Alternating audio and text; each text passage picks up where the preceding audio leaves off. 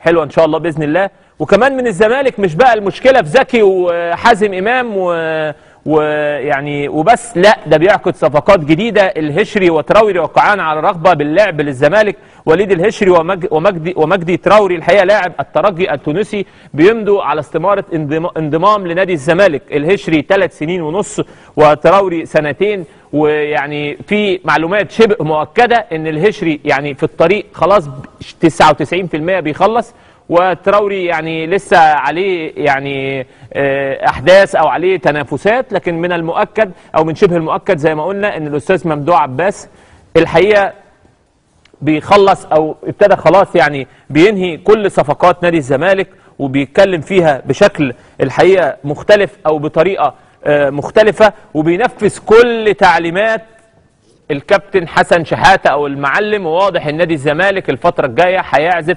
سيمفونيه واحده. واضح ان احنا